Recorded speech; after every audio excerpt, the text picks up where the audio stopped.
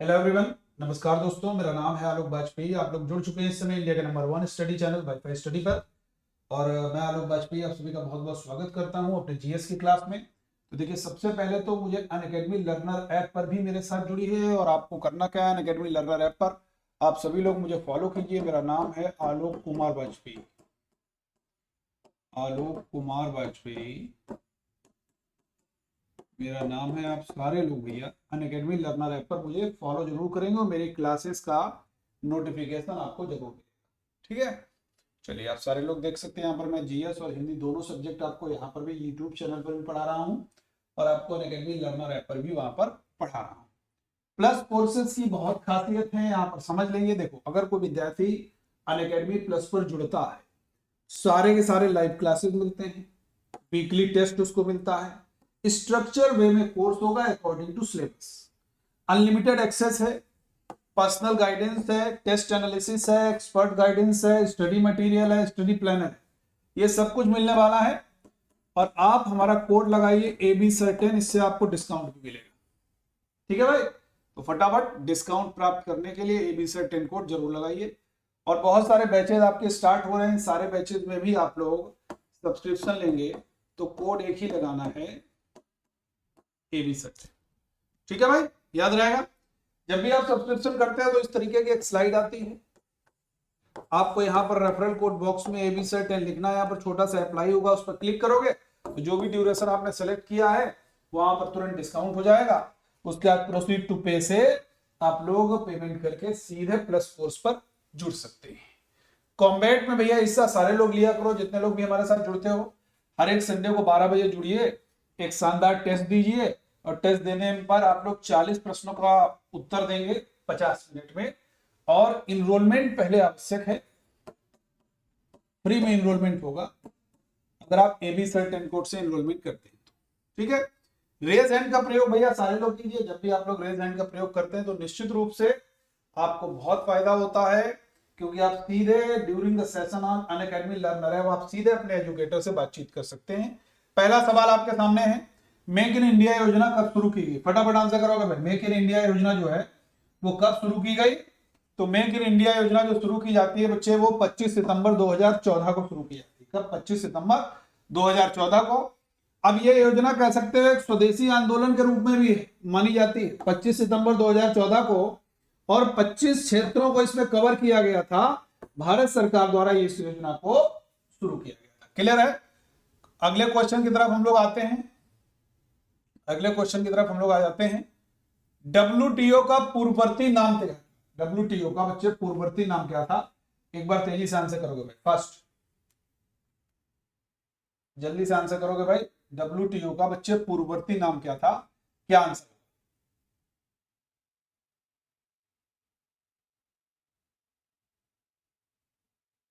देखो भाई, WTO के पूर्ववर्ती नाम की अगर कभी भी हम लोग बातचीत करते हैं तो हम लोग एक बात जानते हैं, तो वर्ल्ड ट्रेड ऑर्गेनाइजेशन हो गया।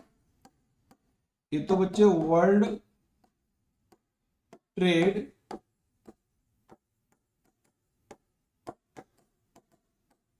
विश्व व्यापार संगठन, लेकिन यह बनता है विश्व व्यापार संगठन 1 जनवरी 1995 बनता है। लेकिन इसका जो पूर्ववर्ती नाम है वो बच्चे GATT के नाम से, general agreement on tariff and trade के नाम से जाना जाता है। याद रखना है, थोड़ा सा इसके बारे में जान लीजिए। टैरिफ एंड ट्रेड पूरा हम लोग कहते हैं general agreement on tariff and trade के नाम से एक समझौता है, जिसका कुल उद्देश्य टैरिफ या कोटा जैसे व्यापार बाधाओं को कम करने या समाप्त करने के द्वारा अंतरराष्ट्रीय व्यापार को बढ़ावा देना है। ये WTO बाद में बनता है, पहले इसका नाम GATT होता है। 1995 में ये WTO बन जाता। देख सकते हो आप लोग, ये 47 को जेनेवा में 23 देशों द्वारा GATT पर हस्ताक्षर किए गए और 1 जनवरी को यह प्रभावी हो गया था GATT के रूप में। याद रखिएगा, GATT के रूप में प्रभावित हुआ है और WTO के रूप में तो 1995। इस पॉइंट को याद रखिएगा, गलती मत करिएगा। ठीक है, चलिए आगे बढ़ते हैं। अगले सवाल की तरफ हम लोग बढ़ जाते हैं। मी टू अभियान किस देश में और कब पहली बार शुरू किया गया? मी टू अभियान फटाफट आंसर करोगे भाई। USA, में 2006 में, या रसिया में 2008 में, या चीन में 2006 में, या भारत में 2017 में। मी टू बड़ा जबरदस्त कैंपेन था मी टू का, इसके बारे में जान लेते हैं। ये अमेरिका में 2006 में बच्चे शुरू किया गया था, ये पॉइंट आपको याद रखना है। और हैशटैग मी टू के नाम से बड़ा सोशल मीडिया पर तो बहुत तेजी से एकदम आग की तरह फैला था, और स्थानीय और अंतर्राष्ट्रीय विकल्पों के साथ ये यौन उत्पीड़न का मामला था। तो उसमें बहुत सारे लोगों ने आरोप लगाए कि ये हैशटैग मी टू करके, और इसकी शुरुआत अमेरिकी एक सिविल राइट्स एक्टिविस्ट थी तराना बर्की, इनके द्वारा शुरू किया गया था। और भारत में हम लोग जानते हैं नाना पाटेकर तनुश्री दत्ता वाला जो मामला आया था, वहां से इसकी शुरुआत इंडिया में मानी जाती है। ठीक है, चलिए आगे बढ़ते हैं। एक आर्थिक संकेतक जो उपभोक्ता उत्पाद की एक शाखा में परिवर्तन को मापता है वो क्या है? सीएमआर है, सीपीआई है, सीडीएस है, या सीआर? देखो बड़ा बढ़िया सा सवाल है ये, बहुत ध्यान से समझोगे। सीपीआई का मतलब यार कंज्यूमर प्राइस इंडेक्स हो गया, यही इस प्रश्न का सही उत्तर है। सीआरआर जरूर याद रखोगे, कैश रिजर्व रेशियो।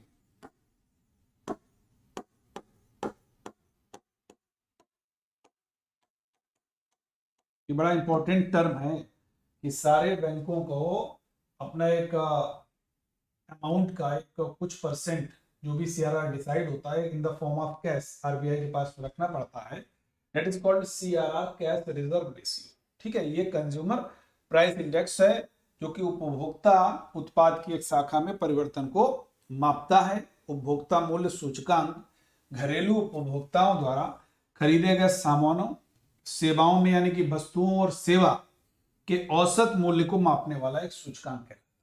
अगला सवाल है, हम लोग आगे बढ़ते हैं अगले सवाल की तरफ। भारत में विदेशी मुद्रा भंडार का रखरखाव कौन करता है? भारत में विदेशी मुद्रा भंडार का रखरखाव कौन करता है? वित्त मंत्रालय, या आयात निर्यात बैंक, या भारतीय रिजर्व बैंक? क्या होना चाहिए? देखो बच्चों बड़ा बढ़िया सा सवाल है। विदेशी मुद्रा भंडार की जब भी हम लोग कभी बात करते हैं तो विदेशी मुद्रा भंडार भैया ये RBI, reserve bank of India, ये जरूर याद रखिएगा, आरबीआई करता है। ठीक है, याद रहेगा। अब यहां पर एक्सिम बैंक लिखा हुआ है, इसको बेसिकली एक्सिम बैंक के नाम से जानते हैं। अब ये 1982 में बना, कब बना है बच्चे? ये 1982 में एक्सिम बैंक की स्थापना हुई है। इस पॉइंट को आप लोग याद रखोगे। स्टेट बैंक ऑफ इंडिया की स्थापना 1955 में होती है। ठीक है बच्चे, क्लियर है? चलिए आगे बढ़ते हैं। ठीक है भाई, ये पूरा मैंने बहुत सारी स्लाइड्स में एक्सप्लेनेशन दिया है, आप लोग इसको बहुत बढ़िया से समझ लीजिएगा। ये आरबीआई के बारे में देखिए, स्थापना दिया गया, नेशनलाइजेशन दिया गया, इससे बिफोर की स्लाइड्स में भी है। नरसिम्हन समिति किस क्षेत्र से संबंधित है? बैंकिंग, एग्रीकल्चर, फंड, या सिंचाई? फटाफट आंसर करोगे। नरसिम्हन कमेटी, देखो 2-3 कमेटीज हैं, उनके बारे में जरूर याद रखिए। जैसे एक कमेटी बहुत पूछी जाती है बच्चे, शिवरामन, बहुत पूछी जाती है। और शिवरामन और नरसिम्हन में बच्चे बड़े कंफ्यूज होते हैं, इसीलिए मैंने शिवरामन नाम लिखा। Sivaraman related to NABARD and the Narasimhan committee related to banking sector. ठीक है भाई, याद रहेगा, क्लियर है? अब यहां पर अगर इरिगेशन के बारे में कभी पूछा जाएगा तो एक स्कॉट मॉनक्रीफ, कौन है भाई? स्कॉट मॉनक्रीफ कमीशन, स्कॉट मॉनक्रीफ, ये थे भाई आपके एग्रीकल्चर से रिलेटेड एक कमीशन था जो कि मॉनक्रीफ कमीशन के नाम से जाना जाता था। ये आपका सिंचाई से संबंधित था। क्लियर है सारे लोगों को? चलिए आगे बढ़ते हैं। ये नरसिम्हन समिति के बारे में मैंने यहाँ पर पूरा एक्सप्लेनेशन दिया है, आप लोग इसको अच्छे से पढ़ सकते हैं। ठीक है, चलिए आगे बढ़ते हैं। निम्नलिखित में से कौन एक सही सुमेलित नहीं है? एक तरफ सारे के सारे ऑर्गेनाइजेशन के नाम दिए हैं, फाइनेंशियल बॉडीज हैं लगभग, और एक तरफ इनके हेडक्वार्टर्स का दिया है, तो इसको बहुत ध्यान से समझ लेंगे भैया। ICFAI new Delhi, ICICI Mumbai, SIDBI Lucknow, IDBI. देखो यहाँ पर जो आईडीबीआई आपको दिख रहा है ये अभी आपका मुंबई होता है, तो ये न्यू दिल्ली में नहीं होता। क्लियर है? चलिए आगे बढ़ते हैं। यहाँ पर आप लोग देख सकते हो मैंने पूरा का पूरा सारे के बारे में यहाँ पर डिटेल में बता दिया है। किस देश में एपक का मुख्यालय स्थित है? New Zealand, Peru, Singapore, Indonesia?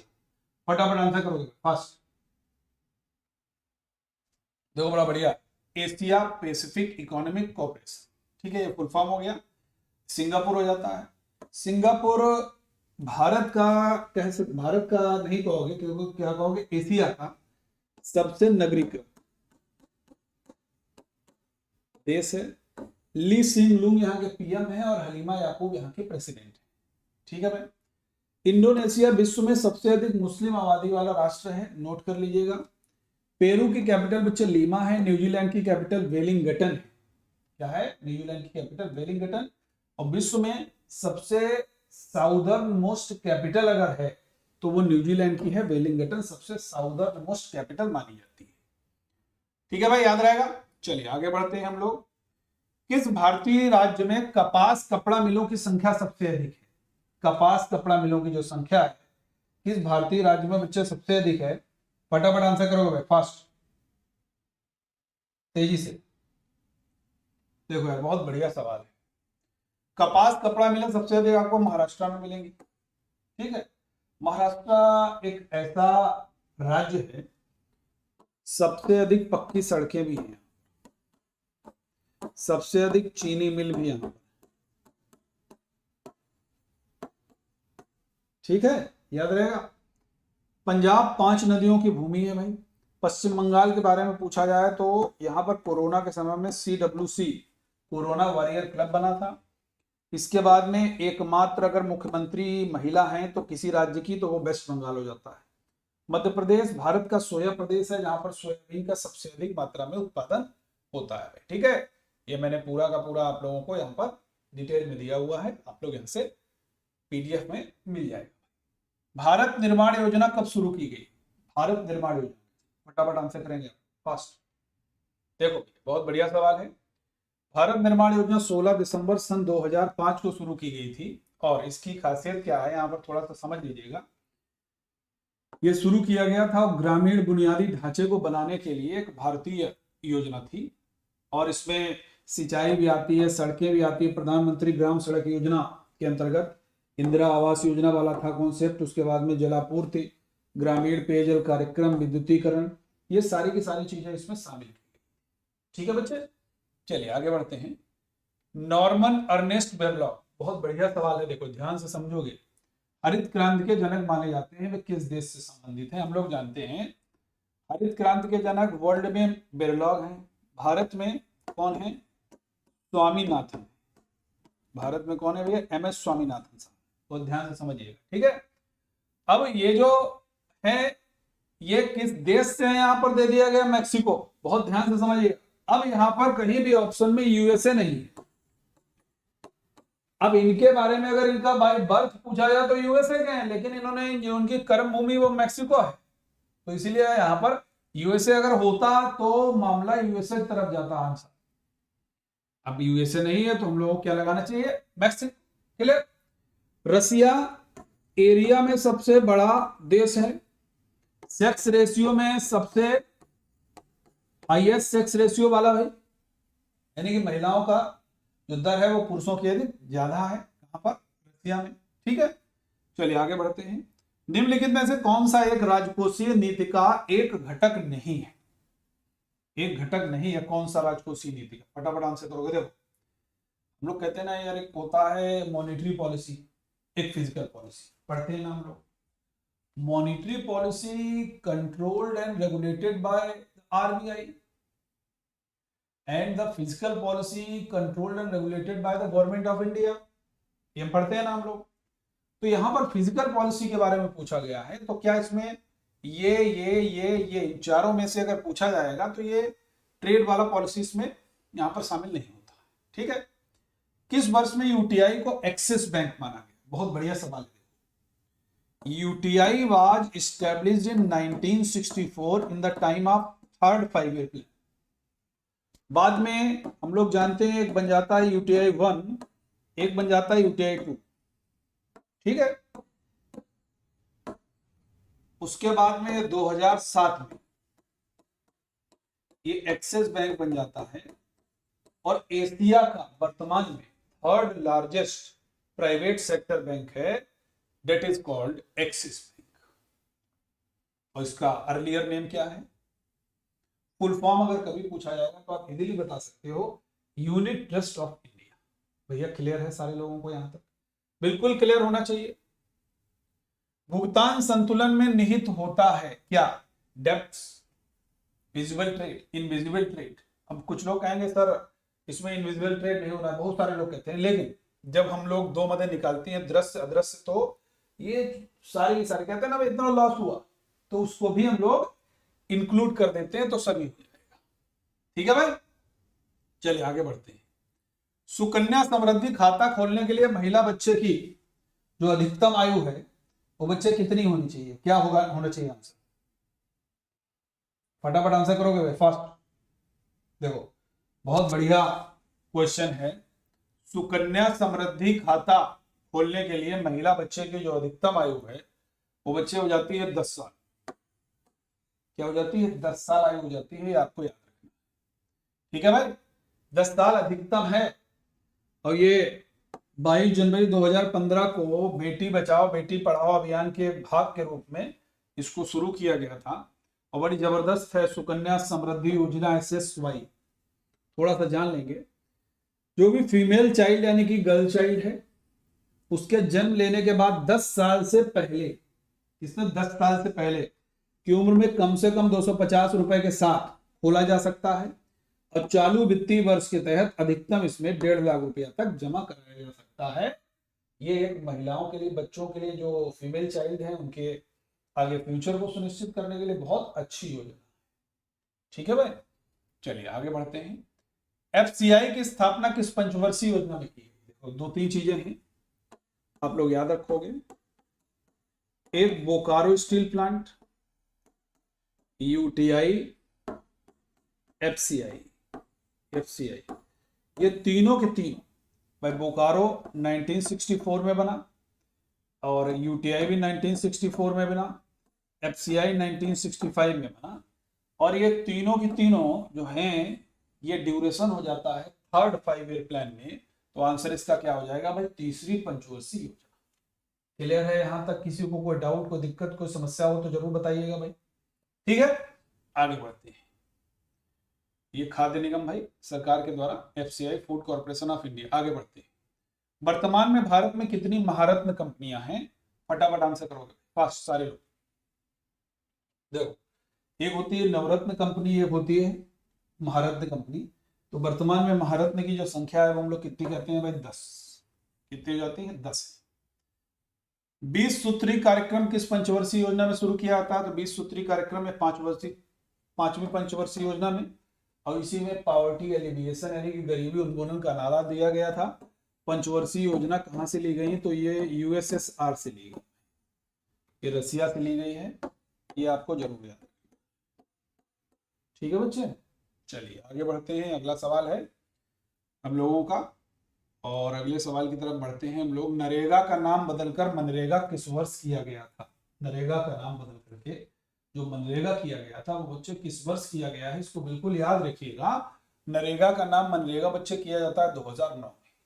ठीक है, तो यहीं तक प्यारे विद्यार्थियों हम लोग इस क्लास को रखते हैं। थोड़ा सा आप लोगों का जो बिफोर हमने लाइव क्लास की थी उसमें कुछ समस्या हो गई थी टेक्निकल, तो जो हमारा फॉन्ट था ये बच्चे नहीं ले पा रहा था, तो इसी वजह से आप लोगों का कोई नुकसान ना हो तो इसीलिए मैंने आपको रिकॉर्डेड मोड में ये क्लास दी है। अदरवाइज आपकी डेली 11 AM पर जुड़ना है, कल भी आपकी क्लास होगी, तो नियमित तरीके से जुड़ते रहना।